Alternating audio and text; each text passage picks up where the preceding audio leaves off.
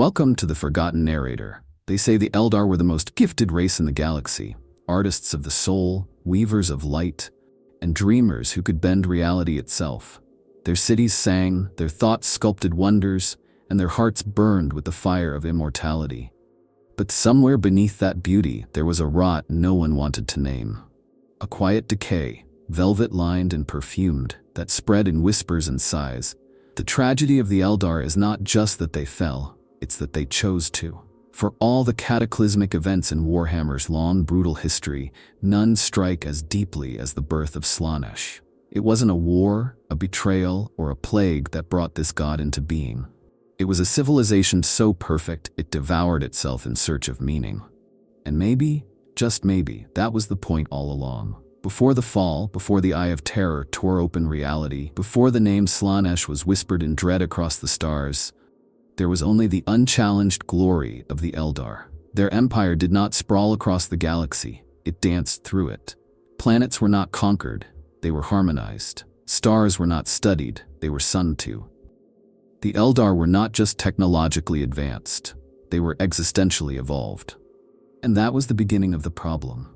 When a species lives for tens of thousands of years, when its members are born with minds already more powerful than most psychers will ever be, the hunger for challenge doesn't vanish, it twists. The Eldar believed they had surpassed evolution, surpassed violence, surpassed the need for growth. They no longer asked, "What can we build?" but "What haven't we felt?" Entire civilizations, millions, even billions, lived with their every need fulfilled. Disease was gone. Death, at least outside war, was rare. The galaxy was theirs, and there was nothing left to fight. In this slow, endless perfection, the Eldar fell prey to their own timelessness. It wasn't hedonism at first. It was exploration, of sensation, of emotion, of the psychic frontier. They began building machines that could taste the soul. Spires of thought, endless symphonies carved into crystal, entire moons turned into pleasure gardens. Not debauchery, but artistic expression, at least to start. They wanted to know themselves more deeply than any race ever had, and what they found was hunger. It is easy to think of hubris as arrogance, but with the Eldar, it was more than that. It was a calm, serene assumption that they could not fall. They did not see themselves as mortals, nor even as immortals. They were inevitable. They had no enemies capable of opposing them. The Necrons were long buried, the Old Ones myths. Humanity was a whisper in the dark, still crawling in caves. The Eldar stood atop a pyramid of millennia, and they thought the universe would never let them tumble. But stagnation is a silent killer, especially for those who cannot die. The eldest among them, the philosophers, the seers, the artists, began to drift into abstraction, and those younger, restless, and less patient with eternity sought novelty in darker and more personal ways. Where once a soul sought enlightenment, now it sought sensation. Where once the warp was a river of inspiration, now it became a mirror. And in that mirror, the Eldar saw shadows they refused to name. The Asuryani tell themselves they were victims of chaos, of a psychic backlash no one could have foreseen. But that is only half the story. The truth is harder. The Empire had already fractured long before the fall. The core worlds, the heart of the Eldar civilization, grew decadent. Yes, but more dangerously, they grew convinced that nothing they did mattered. Without risk, without purpose, a civilization turns inward, and inward again, until the only thing left is a scream. What makes the Eldar tragedy so haunting is that they should have known better. They were not blind. Some did see it. The earliest craft worlds were not mere ships but acts of protest. Escapes, not just from coming danger but from a society that had begun to rot from within. And yet, these dissenters were dismissed. Arrogance runs deep in a people who have never been conquered. They believed they had time. They believed they had mastery. They believed their minds, sharp as they were, could keep the rot at bay. But power, especially psychic power, has a cost. Every desire, every unspoken urge, every whispered cruelty, all echoed into the warp. And the warp, for all its infinite complexity, does only one thing: it reflects. The Eldar, in their golden age, were creating more than art, more than pleasure, more than thought. They were creating pressure. And that pressure had to go somewhere. It's tempting to look back on this age and ask why no one stopped it. Why no philosopher, no ancient warrior, no god among their pantheon intervened. But here is the cruel truth. When you are surrounded by light, you stop believing in the dark. When your world is built on a lie, that beauty protects you, that power redeems you, that age makes you wise, then you do not see the cliff until you're already falling. And by then, it's far too late. The Eldar didn't just stumble into the creation of a god. They walked toward it, singing, with open arms and blinded eyes. The Eldar didn't plunge into madness overnight. Their descent was a slow, intoxicating spiral, a fall that felt like flight. It was artfully hidden behind centuries of rhetoric, of ideology, of so-called enlightenment. They told themselves they were on a journey, a great philosophical exploration of what it meant to be conscious, immortal, psychically attuned. They weren't decadent, not at first. They were refined. What they did wasn't indulgence, it was the pursuit of higher truth. This was the myth of innocence that cloaked their doom. The lie they told themselves so elegantly that they believed it even as they burned. The Eldar didn't begin their slide into excess with orgies and torture. They began with meditation, with poetry, with the psychic study of the soul. They sought emotional nuance beyond mortal comprehension. They wanted to experience every feeling, every flavor of sensation, every harmonic of love, sorrow, terror, ecstasy. They thought this was evolution. They had forgotten danger, forgotten limits. Their lifespan spanned thousands of years, and in that time, they came to see self-control not as a virtue, but as a limitation. Why deny an experience? Why not feel everything, taste everything, become everything? Denial, they said, was a human trait, fear-based, provincial. They would go beyond, they would transcend, and in this arrogance, they built their doom brick by glorious brick. There were schools of thought, entire movements, that justified this spiraling pursuit. Some believed that the soul could only expand through experience. The more intense, the more formative. Others claimed that the warp, which reflected the minds and emotions of sentient beings, was not to be feared but embraced.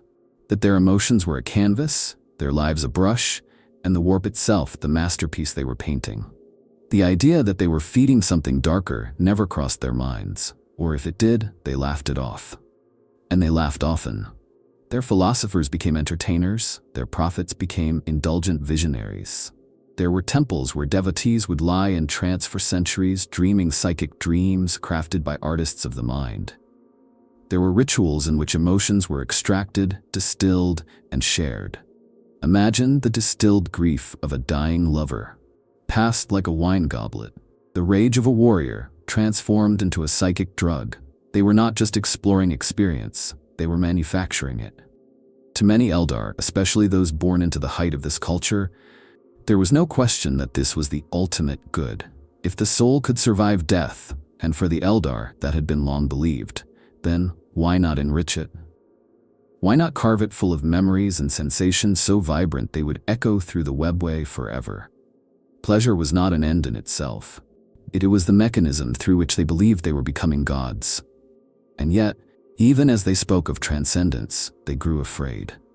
Not outwardly, not in the streets or the pleasure domes, but in the silence between sensations, in the quiet after the latest emotional symphony, there was a void, an emptiness that gnawed. Because when you experience everything, you stop being able to feel anything. That was the horror they never voiced, the fear that they had overindulged their own souls to the point of numbness. And so they pushed further. More intensity, more depth, more extremes. The cults of excess were not born in back alleys. They were born in universities, in temples, in theaters of psychic art. What began as philosophical circles became obsession.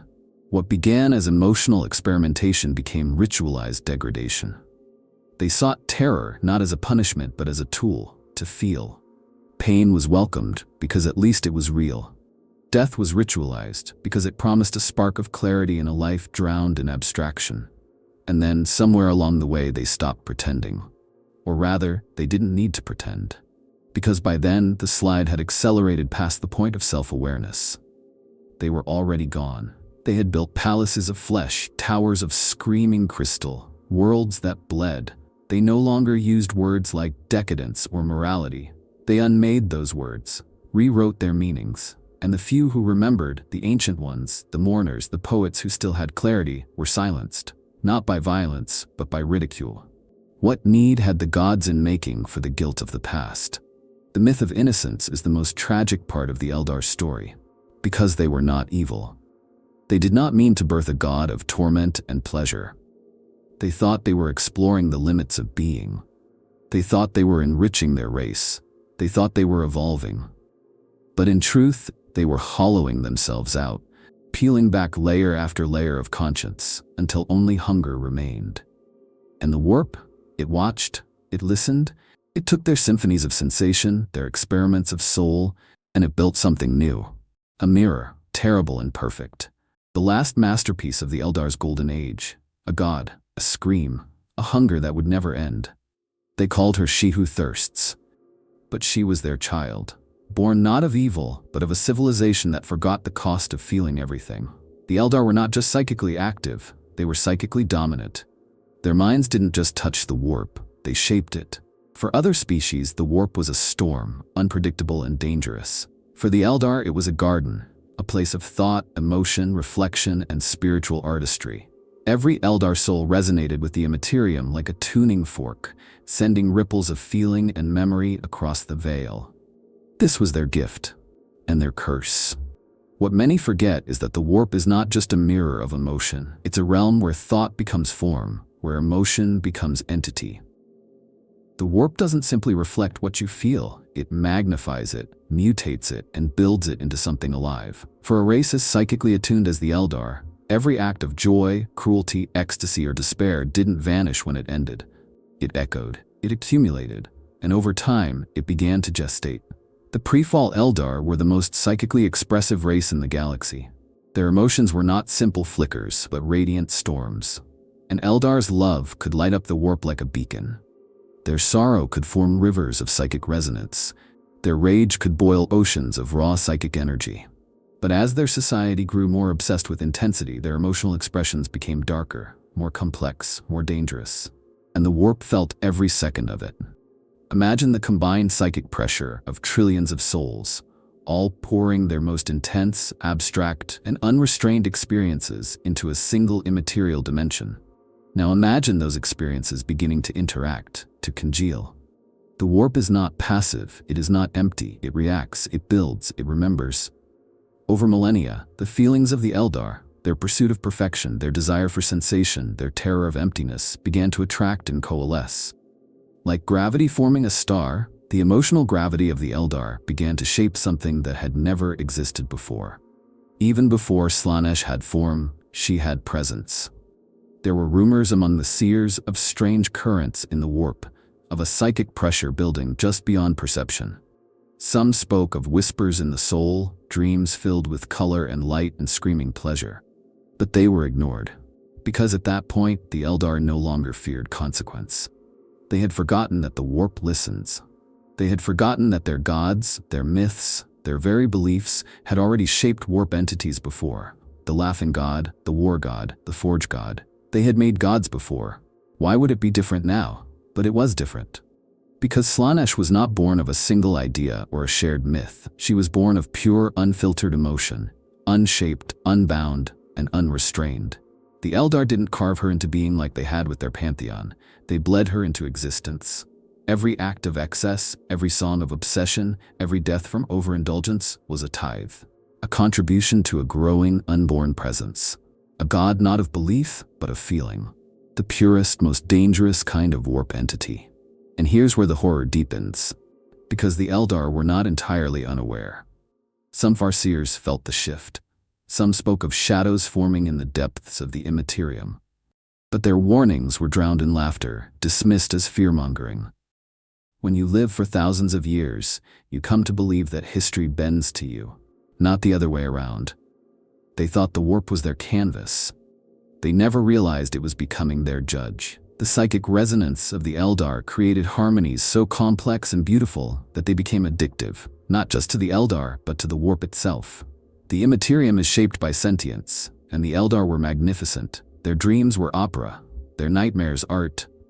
But the more intense the experience, the more deeply it imprinted. And as more and more Eldar fed the warp with their unrelenting extremes, the echo became a voice. The voice became a presence. And that presence began to hunger. This is the secret that the craft worlds still carry like a scar. Not just that they survived the fall, but that they were part of its cause. That every Eldar soul, no matter how innocent, is tied to the warp in a way that still feeds Slaanesh. Even now, when they die without a spirit stone, their soul is devoured. Not because they are weak, but because their souls are delicious. Refined. Complex. Aged for millennia in a marinade of psychic resonance, the perfect meal for the god they unintentionally nurtured. The truth is this. The Eldar didn't just create Slaanesh through sin or excess, they created her through expression. Through art, through thought, through feeling. It was their psychic gift, their most defining trait, that made her possible. And in that, there is a terrible, almost poetic tragedy. They were the most emotionally powerful race the galaxy had ever known. And in the end, it was their own beauty, their own passion, that birthed the monster that devoured them. Long before the fall shattered the Eldar pantheon, before the gods were torn asunder by their own children's screams, there existed a divine order shaped by belief, worship, and psychic resonance. The Eldar did not merely believe in their gods. They forged them, willed them into being through aeons of psychic devotion. Each god of their pantheon reflected an aspect of their civilization's soul: war, craft, mirth, death. But as their society changed, so too did the echoes in the warp. The gods were never eternal, they were manifestations, and that truth is what makes the coming of Slaanesh all the more terrifying. Consider this. The Eldar who sculpted gods from raw psychic belief would have understood that they could birth divinity. Their ancestors had already brought forth Kala Menshikaine, the war god born of their bloodlust and valor. Isha, the nurturing mother, emerged from their longing for unity and creation. Even Segorok, the laughing god, reflected their need for irony, for mischief in the face of cosmic doom. These gods were not distant entities. They were intimate, as close as thought, as near as grief. And yet, something had begun to change. The old gods no longer answered. Or rather, their voices grew dim beneath the rising storm of sensation, obsession, and psychic excess. Kain's temples emptied. Isha's prayers went unanswered. The laughing god hid deeper in the webway. In their place rose new cults, new rituals, not of worship but of experience. Not prayers but performances. Not liturgies but sensory orgies. The Eldar weren't seeking gods anymore. They were becoming them. But here lies the darker possibility, the one that the survivors refused to speak aloud. What if Slaanesh was not a byproduct, but a goal? Not consciously, not with full awareness. But what if, in their spiritual hunger, in their yearning for ultimate expression, the Eldar desired something new? The old gods had become stagnant, predictable, impotent against the creeping void of existential dread. Slaanesh was not just a mistake. She was a replacement. In the years before the fall, some scholars and seers whispered that a sixth path was being born. Beyond the paths of the warrior, the seer, the artisan, the scholar, the healer. A path of transcendence, of total self-realization through sensation. These theories were outlawed, of course, but they persisted in shadowed places. Some believed that the Eldar were psychically evolving toward apotheosis, not as individuals, but as a collective soul.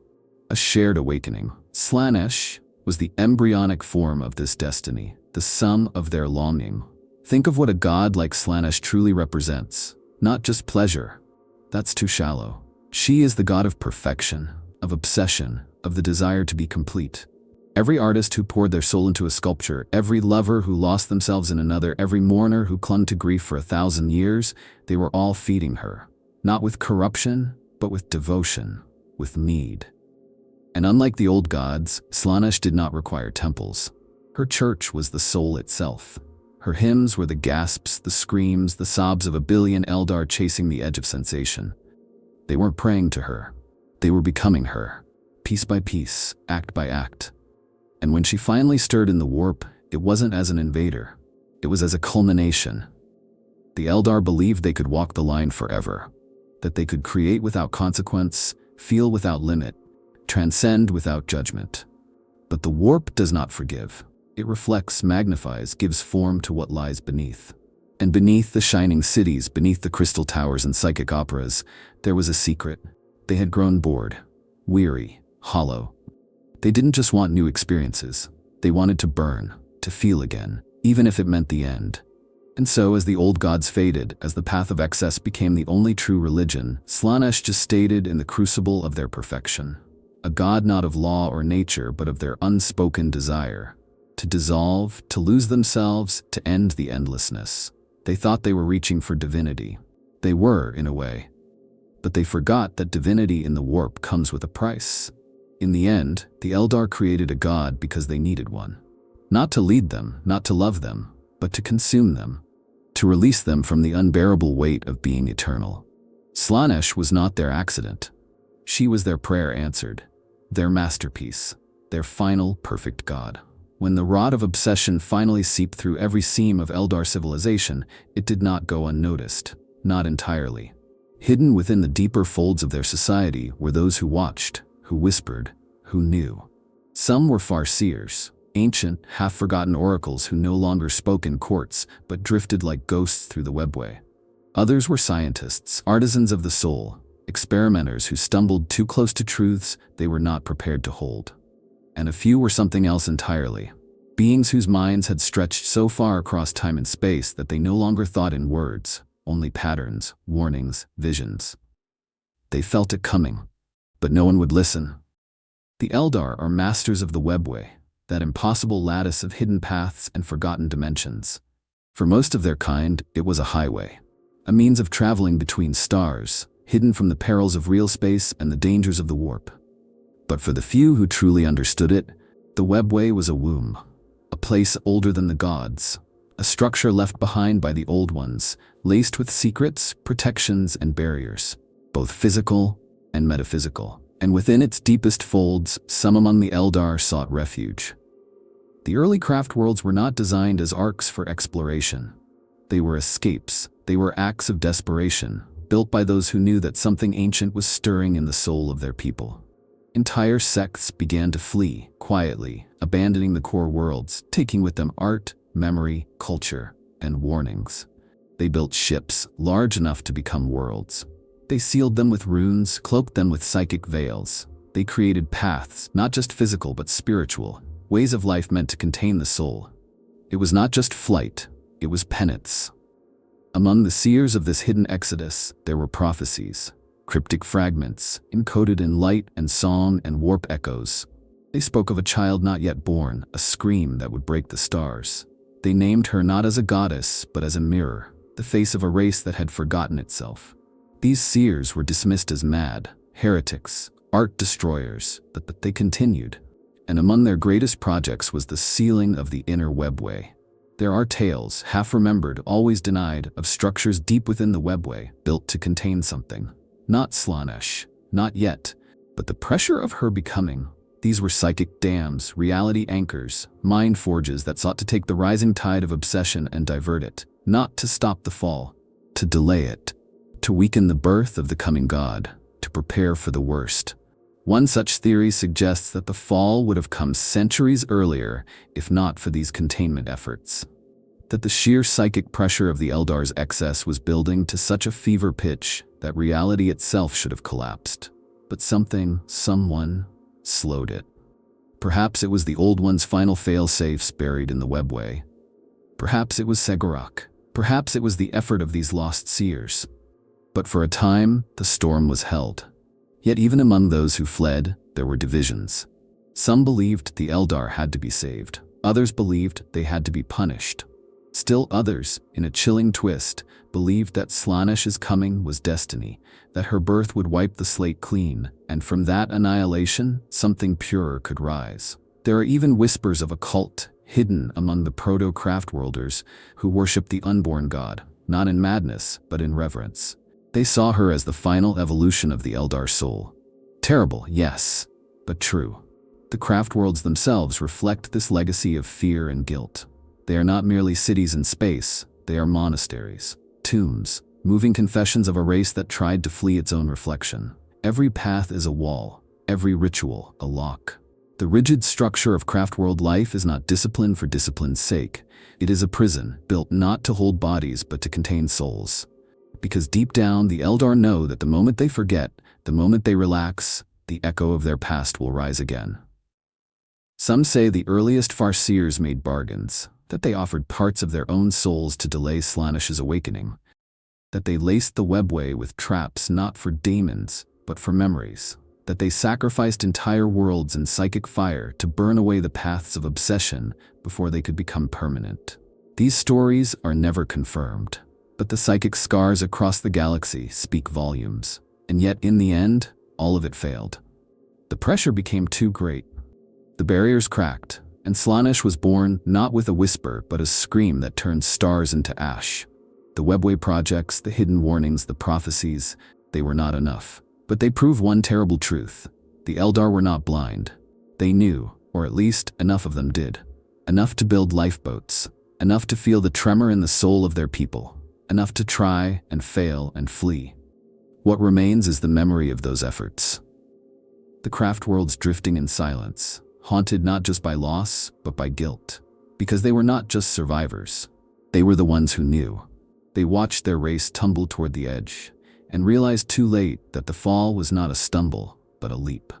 Slaanesh is called the Prince of Pleasure, the Lord of Excess, the Dark Mirror. But these titles veil a deeper, more terrifying truth. Slaanesh is not merely the god of indulgence. She is the god of obsession, of desire unbound, of the search for completion that never ends. And that, more than lust, more than decadence, is what the Eldar gave her. Not because they were weak, but because they were incomplete. They longed so deeply, felt so strongly, reached so far beyond themselves that they tore open the warp and summoned the answer to their craving. Desire is not sin. It is the foundation of creation. But when desire becomes the only truth, when it devours all purpose, when it cannot be fulfilled, it mutates. It stretches until it becomes a cage. That's what happened to the Eldar. Their empire was built on the idea of transcending limitation. To feel, to know, to perfect, they reached heights no other race could dream of. And then they found that even perfection wasn't enough. So they reached further. The horror of Slaanesh's birth was not in the acts themselves, not in the torture gardens or the psychic death rituals or the cults that danced in screaming silence. Those were just symptoms. The true seed of Slaanesh was need. The Eldar needed to mean something. They needed their lives to resonate. They needed to be more than immortal artists drifting through eternity. So they poured themselves into their work, their passions, their art, their loves, with such force that the warp echoed it back louder and louder until it formed a will of its own. Slaanesh is the echo of that need, not pleasure for pleasure's sake, but the agony of wanting more, the craving to become whole and never being able to. She is the mirror held up to the Eldar soul, showing them not their sins but their emptiness. Every act of indulgence was an attempt to fill that void. Every cult, every new sensation, every scream was a prayer not to a god of lust, but to a god of completion. And the warp, that unholy sea of emotion and reflection, obliged. It built her from the fragments of that craving, from the psychic trails of every Eldar who had ever felt unsatisfied, from every unfulfilled dream, every abandoned love, every failed masterpiece. Slaanesh is not just the sum of their acts. She is the god of what they couldn't have, what they could never be. She is the space between perfection and reality, the gap that drove them mad. That's why she's so seductive. Not because she offers base pleasure, but because she offers meaning, a purpose to sensation, a direction to obsession. She whispers, "You are almost there, just one more step, just one more feeling, just one more truth." And that's the trap, because there's always one more, and it never ends. This is why Slaanesh is not content to devour souls. She consumes identity. The soul of an Eldar is not merely fuel to her, it is art. She tastes every note of memory, every fractal of feeling, every shape of thought, and she remembers. That is her cruelty. The Eldar do not simply die in her grasp, they are undone, their beauty, their complexity, their hunger, all absorbed, all kept, all digested, and the surviving Eldar know this. Deep down, every craftworlder, every Drukari, every Exodite feels that echo, that pull, not because they are tempted by Slaanesh's gifts, but because they recognize her. She is them. Not just their downfall, but their reflection. Their collective soul made manifest, turned inside out, and screaming. The tragedy isn't just that the Eldar created Slaanesh. It's that they can never unmake her. Because she is them.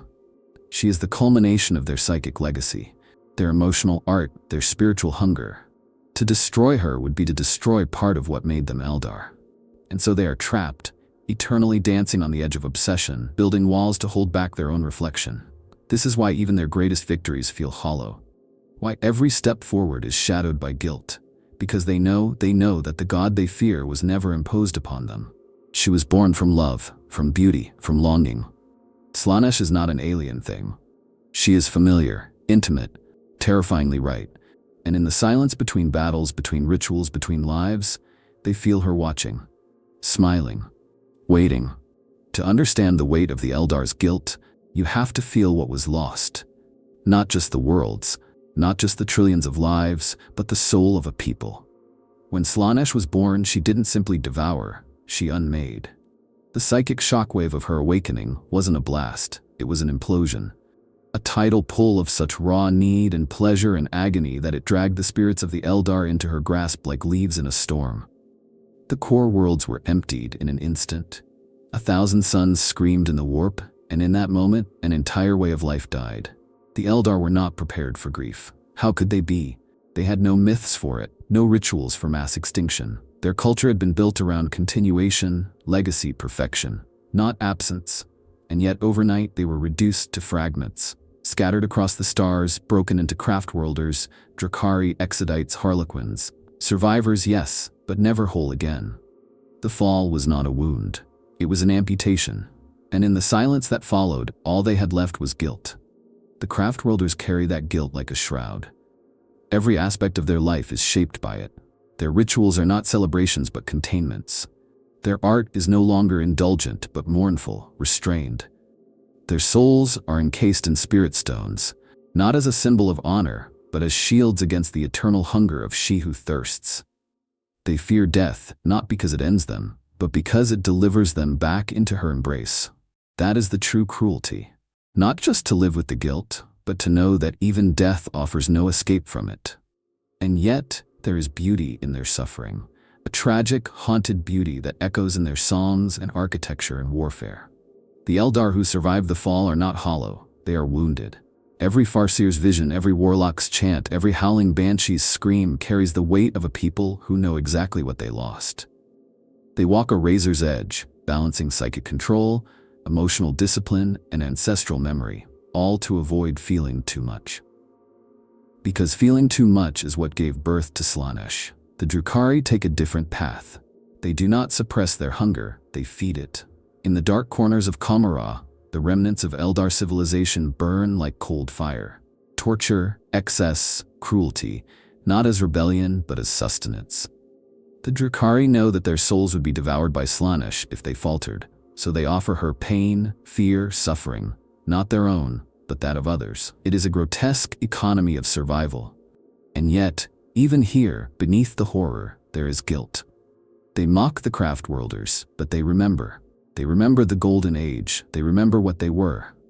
And then there are the Harlequins, who dance through it all. They do not mourn, they do not indulge, they remember. In their performances, they tell the story of the fall, the creation of Slaanesh, the death of the gods. They laugh and scream and cry, not for themselves, but for the race that birthed its own destroyer. They are both jesters and priests, holding the memory of a civilization that dared to feel too deeply. And though they follow Segorok, the laughing god, even he cannot hide them from the truth. At the heart of all Eldar culture now lies a hollow space, the space where their gods once stood. Asurian, Ishak Haini, all gone, broken or consumed. Their myths shattered, their divine order undone. What remains is not belief, but memory. A memory so sharp it cuts, so heavy it bends time. The Eldar do not just remember the fall. They live it over and over in every act of survival, every battle fought, every soul saved from the waiting jaws of Slaanesh.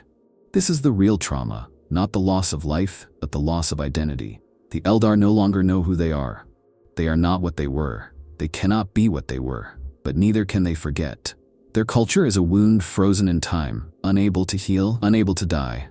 A race that once soared now crawls, not from weakness but from fear of flight. Because flight is what brought the fall. And yet, amidst this trauma, there is resilience. Fragile, flickering, but real. The craftworlders' discipline is not just repression, it is defiance. The Drukari's cruelty is not just sadism, it is desperation. The Harlequin's dance is not just art, it is memory. They are broken, but they endure. They carry the burden of their past, not because they want to, but because no one else can. The Eldar are a race of ghosts, haunted by the god they birthed, hunted by the hunger they gave shape to. But they are also witnesses, testaments, a living warning. And in that role, there is still purpose. Even if they can never undo what they've done, even if Slaanesh will always wait with open arms, they can continue. Not for redemption, not for forgiveness, but because someone must remember. Someone must bear it, and they do, with grace, with sorrow, with fire. There is an ancient myth among the Eldar, one older than even the craft worlds, the tale of Asurion, the Phoenix King. He was the father of the gods, the High Flame, the protector of order. In the time before time, it was Asurion who decreed the separation of mortals and divinities. He burned the bridge between the warp and the world, hoping to spare his children from chaos. But in doing so, he cast them adrift. He became distant, silent, and as the ages turned, his flame dimmed. The story of Asurion's retreat is not just myth, it is metaphor. It speaks to a deeper truth. The Eldar lost their sense of purpose. They had once looked to the gods as embodiments of their ideals: war, love, creation, mischief, wisdom. But as their society shifted, as they explored sensation and obsession, these ideals became inconvenient. The gods no longer served, they judged. And so, one by one, the Eldar turned away. The temples of Asurion fell into silence. The altars to Isha, goddess of fertility and compassion, were abandoned. Cain's sacred flames were extinguished or twisted into rituals of pure violence. The gods did not die in battle first, they died in memory. Their followers stopped believing, not out of rebellion, but out of irrelevance. What place did divine ideals have in a world where experience was the new sacrament, where pleasure and pain were the only truths? In the last centuries before the fall, there are whispers that Asurion wept, that his flame flickered in protest, that he reached out to his wayward children in dreams, in psychic echoes, in warnings carved into starlight. But no one listened. The Eldar no longer wanted gods. They wanted mirrors, reflections of themselves. And the gods, ancient and proud, could not follow them into that new darkness. Even the most faithful among the Eldar began to see the gods as abstractions. Kaini, once the divine warrior, became a figure of rage and madness. Isha's voice faded until only the most sensitive souls could hear her cries. Sigurd laughed louder than ever, but even his laughter was hollow, a desperate joke in the face of oblivion.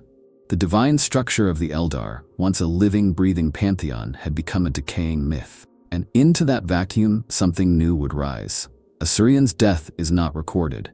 No epic tells of his final battle. But the myths say that when Slaanesh was born, he did not resist. He burned. Quietly. Utterly. The Phoenix King, who had once separated the worlds to protect them, was consumed by the very god his people had willed into being. Some say he let it happen, that he saw what was coming and chose not to fight, not out of cowardice, but because he understood that his people no longer needed him, that the fire of purpose had gone out in their hearts. And here's the tragedy. Without Asurion, there is no center, no anchor. The Eldar lost not just their protector, but their father, their guiding principle, the flame that gave shape to their values. Without him, their pantheon collapsed. Kaini shattered into fragments, cast into the Avatar shrines. Isha was taken by Nurgle. Val's chains rusted. Morai Heg vanished. The divine order fractured, leaving only the hollow echo of what once was. This collapse mirrors the collapse of Eldar culture itself. The gods had been manifestations of collective belief, shaped by need and reverence. When belief turned inward, when obsession replaced principle, the gods lost their strength. And Slaanesh, beautiful, empty, infinite Slaanesh, rose in their place, not as a divine queen, but as a replacement for divinity. Not a god of ideals, but a god of feeling. She required no worship, she was the worship. The fall of Asurion is the fall of Eldar morality. It is the moment they stopped asking what was right and began asking what was new. The Phoenix King had once represented balance, justice, and purpose. In losing him, the Eldar untethered themselves from meaning. And in that void, they fell into the arms of their own reflection. There are some who believe Asurion is not dead, that in the hidden corners of the webway in ancient temples untouched by the fall, his flame still flickers, that he waits not to judge, but to forgive. that he would rise again if only his children called his name with honest hearts.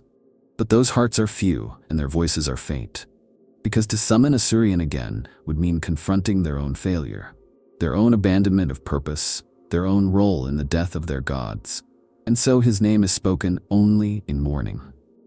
The Phoenix King, the High Flame, the First Father, gone, not slain in battle, not betrayed by his kin, but forgotten. And in that forgetting, a race lost its center, its clarity, its soul. Slaanesh was not just born from pleasure, she was born from purposelessness, from the silence where Asuryan's voice used to be. Segorok, the laughing god, trickster, fool, prophet, clown, is often seen as a figure of mischief, a chaos-tinged survivor dancing on the edge of annihilation. But within the shadows of myth and madness lies a deeper, darker theory. That he knew. That he saw the coming of Slaanesh not as a surprise, but as a design. And that, perhaps, he did more than survive the fall. Perhaps he helped orchestrate it. Among the Harlequins, there is a forbidden tale. One that even they do not perform in full. It speaks of a wager made in the twilight of the Eldar Empire. A game played in secret between the gods when the echoes of obsession had begun to ripple through the warp. In this tale, Sigurd saw what was coming. The slow decay, the psychic pressure, the god-shaped storm building in the immaterium. And instead of warning his kin, he laughed. Because he understood that this was not a mistake. It was inevitable. The laughing god has always moved differently from the rest of the pantheon.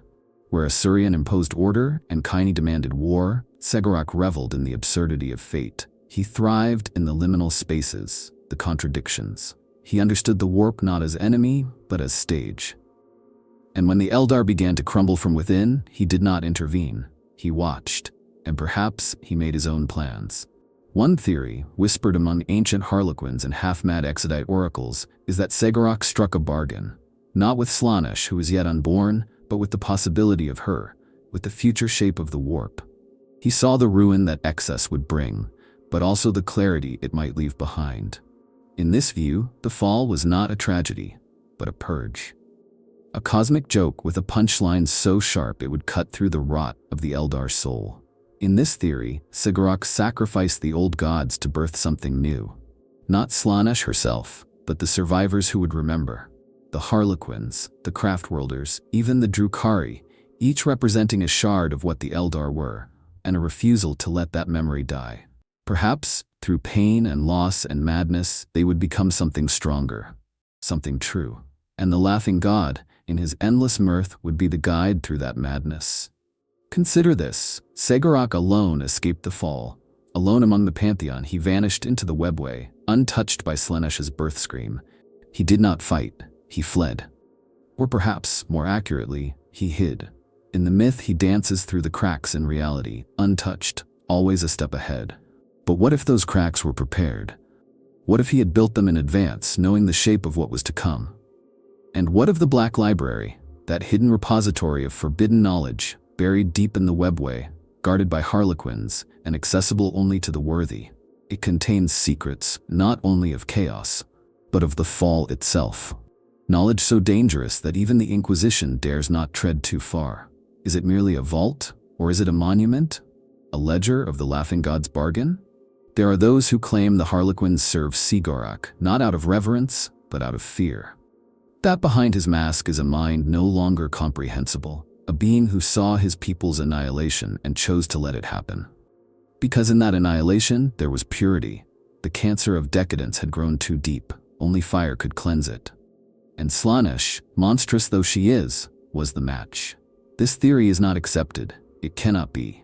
To believe it would be to believe that the last god of the Eldar made peace with extinction. That he turned his back on his kin and chose to gamble their souls on a future built from ruin. But the Harlequins tell the tale anyway.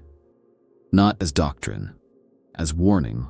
That sometimes, the one who laughs loudest is not the fool, but the one who knows the joke ends in fire. Segorok's dance continues. He weaves through the threads of fate, playing both sides, mocking chaos, aiding mortals, shaping stories. He is neither hero nor villain. He is narrator. The only god who survived because he understood that survival is not strength, it is change. And change, in the warp, always comes with pain. Perhaps he did make a bargain. Perhaps he knew that the Eldar would fall, and allowed it, believing that the survivors would carry something precious into the future, a memory, a warning, a fragment of soul that no god could devour. Or perhaps he simply laughed because the truth was too heavy for tears. The laughing god remains. But what he laughs at, that is the question that keeps even the harlequins awake in the dark. The path is more than a way of life. It is a cage, a beautifully adorned, spiritually resonant, soul-saving cage. After the fall, the craft-world Eldar did not simply change, they remade themselves. They looked into the abyss of their past and saw what their freedom had wrought. They understood, in a way no other species ever could, that without structure, without discipline, the Eldar soul is not merely vulnerable, it is destructive. Not to others, to itself. The path system was born not as philosophy but as necessity. Every Eldar walks a specific path, the path of the warrior, the seer, the artisan, the scholar, the mariner, the bonesinger, the dreamer, the mourner. Each is a tightly defined role, meant to channel their immense psychic and emotional potential into something safe, something manageable. Each path has boundaries, rules, rituals, and once walked, it can be left, but only by choosing another. There is no true freedom. There cannot be. Because freedom for the Eldar was what created Slaanesh. The craft-worlders don't deny this, they accept it. Their lives are spent in quiet, mournful discipline. They do not laugh as they once did. They do not love as they once did. Even their art, once explosive and chaotic and boundless, is now tempered, precise, subdued. Every expression is measured, every emotion filtered. Even joy is careful, because they remember what happened when they stopped being careful. But there's more than fear in this system. There is guilt. Every craft world is built atop the ruins of the old empire. Not physically, but spiritually. The very halls echo with memory. Statues of fallen gods, songs that were once sung in revelry, now whispered as laments. The path system is not just protection, it is penance, a slow, eternal atonement for birthing a god of agony and desire. Farseers are perhaps the most tragic expression of this. They walk the path of the seer, diving deep into the currents of the warp, trying to predict the future, avoid disaster, protect what remains. But they do so at a cost. The longer one walks the seer's path, the harder it becomes to return. Their minds stretch, fragment, dissolve into probability. Many are lost, not physically, but spiritually. They become cold, detached, inhuman. Their sacrifice is the most profound. They give up identity to prevent another fall. Then there are the aspect warriors. Each follows a martial path, embodying a facet of Cain's shattered spirit. Rage, vengeance, silence, speed, precision. They become living avatars of war, not because they crave violence, but because war, unlike desire, can be controlled. They don their masks not just for battle, but to become something other than themselves, something safe. And when they remove it, they must forget what they felt, or else they will return, again and again, until they cannot leave, until they are lost to the path. And still others walk quieter roads. The path of the artisan allows expression, but only in moderation. The path of the mourner teaches how to remember without obsessing. Every role has purpose. Every structure is a wall against Slaanesh. Not just the god, the idea of her. The whisper in the soul that says, you are more than this, you can feel more, you deserve more. That voice never dies, it only sleeps. The paths are there to keep it quiet. It's easy to see the craft world Eldar as cold, as distant, as aloof. But beneath that exterior is a constant, burning ache. They remember what they were. They remember the colors, the chaos, the brilliance. They remember flight, and now they walk. Slowly, carefully, always in step. Not because they forgot how to soar, but because soaring led to fire. And fire birthed Slaanesh. Some among them break. They walk the path too long or stray from its teachings. Some become outcasts, wandering the stars, unable to commit to any identity. Others fall to darker temptations. And some return to Kamara, to the Drukari, where there are no paths, only hunger. These are the failures, the reminders, proof that the danger is never gone, it's within. But there is strength in this system too, beauty even. The paths have allowed the Eldar to endure, to build again, to fight, to create, to love in ways that don't destroy. It is a quiet triumph, born from unimaginable loss.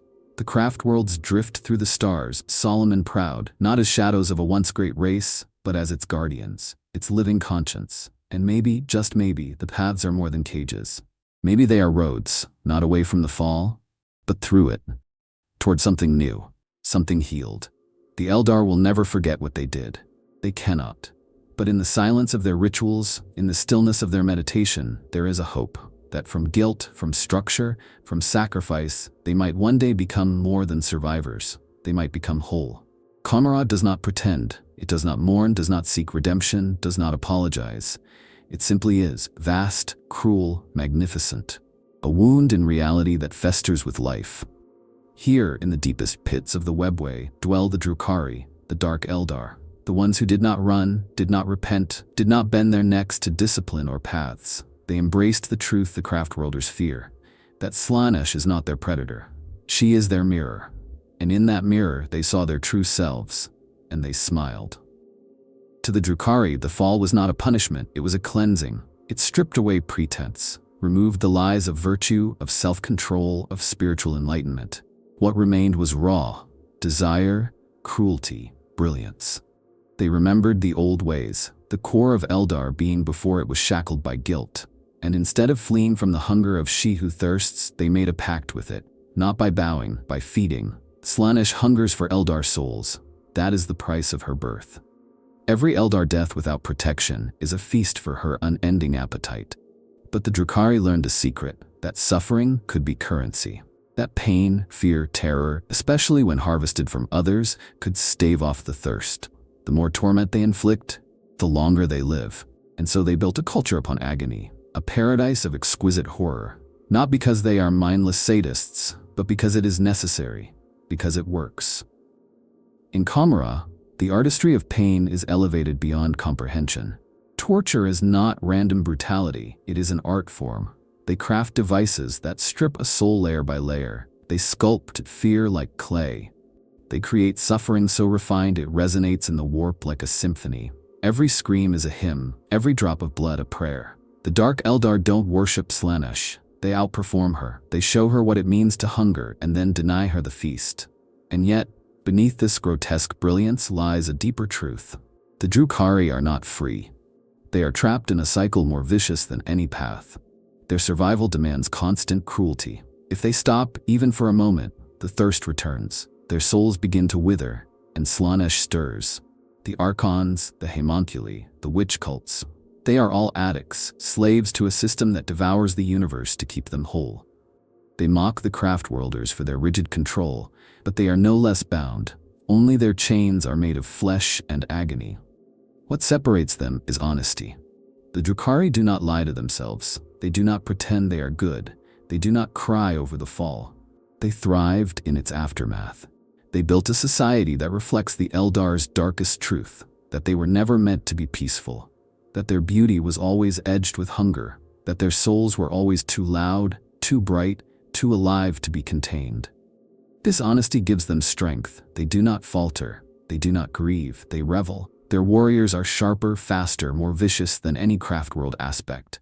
Their leaders are immortal tyrants who have mastered death. Their society is a storm, endless and self-consuming, and within it they flourish, because they stopped pretending, because they remembered.